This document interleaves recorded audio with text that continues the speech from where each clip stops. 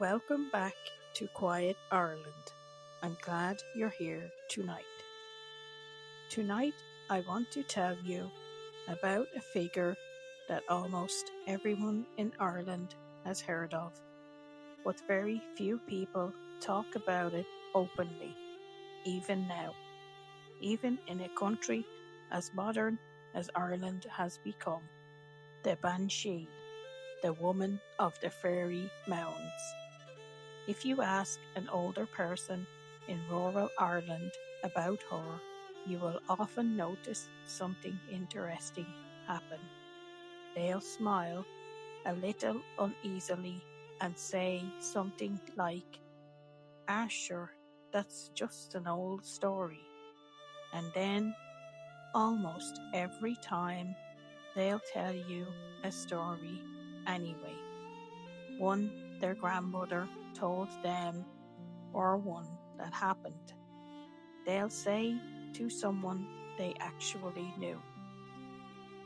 Tonight, I want to tell you what the old stories say about the Banshee, where she comes from, what she does, and why, even today, certain families in Ireland still listen on certain nights for a sound they hope never to hear. Get yourself comfortable, pull the covers up, close your eyes if you haven't already, and let me tell you about the Banshee. In the old stories, the Banshee is not a ghost exactly, and she's not quite one of the fairy folk either, though she's closely tied to them. She occupies her own strange place in Irish belief, something between this world and the next. She is almost always described as a woman, sometimes young and beautiful with long hair that she combs slowly, endlessly as she sits by a stream or at the edge of a wood. Sometimes she appears old, grey-haired, wrapped in a long cloak or shroud, her face marked by centuries of sorrow.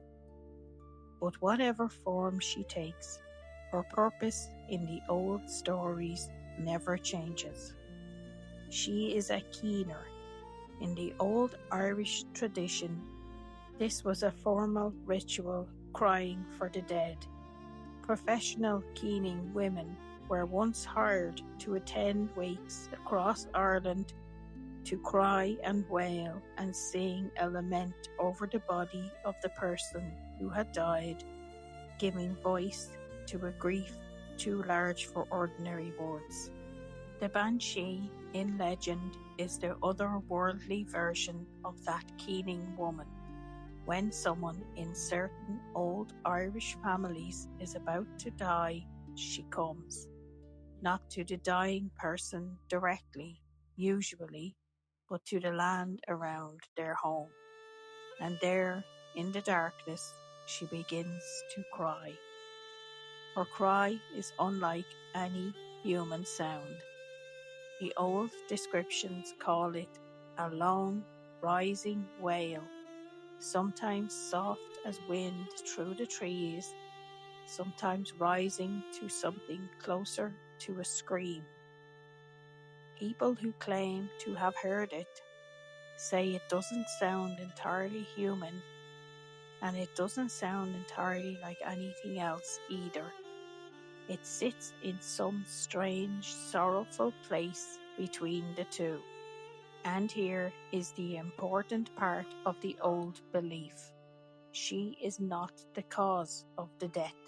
She is only its messenger, a warning arriving ahead of grief, giving a family the strange mercy of knowing before they're told. One of the most fascinating parts of the old Banshee tradition is this. She isn't said to cry for just anyone.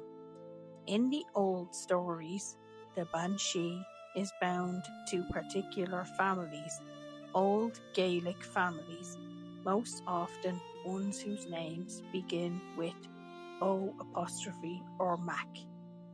The O'Briens, the O'Neills, the O'Connors, the O'Gradys, the MacDonalds, families whose roots in Ireland go back centuries, sometimes to the old High Kings themselves. The belief was that each of these old families had, so to speak, their own Banshee, a guardian spirit of sorrow, tied to that bloodline specifically, who would follow the family down through the generations, appearing at the death of any member wherever in the world they happened to be.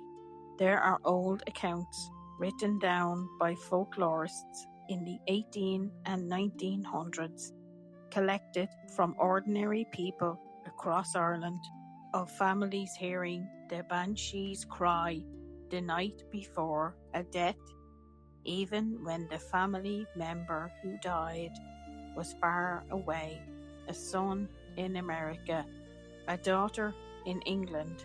The Banshee in these stories was not bound by distance, only by blood.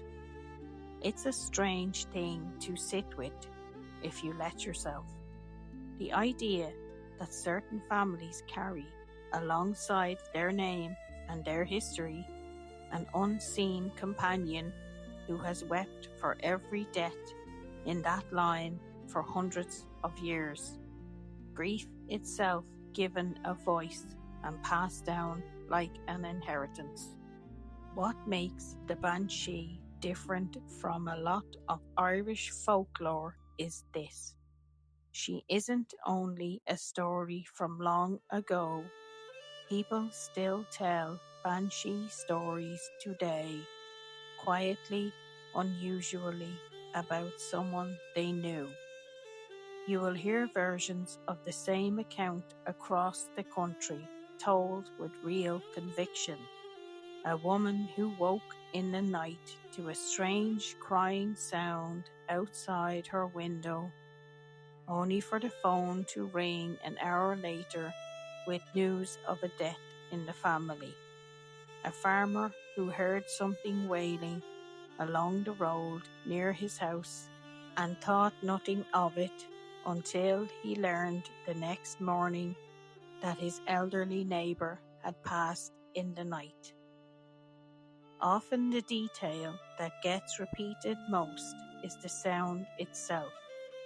Not loud, not obviously frightening in the moment, but strange enough that whoever heard it remembers it clearly, sometimes for the rest of their life. A long, thin, carrying sound somewhere between crying and singing that seemed to come from everywhere and nowhere at once. Folklorists who collected these accounts across Ireland in the last century were struck by how consistent they were, family to family, county to county, people who had never met telling almost the same story, using almost the same words to describe a sound they had heard. Whether you believe there is something genuinely otherworldly behind it, or whether you think grief and expectation shape what people hear in difficult moments, there's something worth noticing either way. That belief, old, quiet, inherited, is still being carried by people alive today, still being passed down even now from a grandmother to grandchild, the same way it always was. I think what I find most moving about the Banshee, more than the fear some people attach to her, is what she actually represents underneath the folklore. She is grief personified, a being whose only role is to mourn, not to punish, not to harm, not to take anything from anyone, simply to cry on behalf of a family for a loss that hasn't quite happened yet. There's something almost tender in that if you sit with it. The idea that death in the old Irish imagination doesn't arrive alone and unannounced, that it comes preceded by someone, something, already weeping for what's about to be lost, as though grief itself needed a voice before the person was even gone, as though no one in the old telling was ever meant to face loss in total silence. Ireland has always been a country that takes mourning seriously. The wake, the keening, the long tradition of sitting with the dead and giving grief its proper space and voice. The Banshee fits into that tradition perfectly. She isn't separate from Irish culture. She is an extension of it, a reminder that grief in this tradition was never something to rush through or hide. It was something to be witnessed, even by a stranger crying in the dark. There's no banshee crying for you tonight. Whatever you've carried today, whatever weighs on you, tonight is simply for rest. Let your body grow heavy now. Let your thoughts soften the way mist softens a hillside at night. In through your nose, slow and full, and out, long and easy. If grief needed a voice tonight, it has already been given one in the old story we just shared. You don't need to carry it any further than that. You are safe here. You are warm. The night outside is quiet, and so now are you. Let everything go. Good night. Thank you for spending this evening with me at Quiet Ireland. If you love this story, please like, subscribe and share. I'll be back next week with more Irish folklore and gentle tales to help you rest. Sleep well.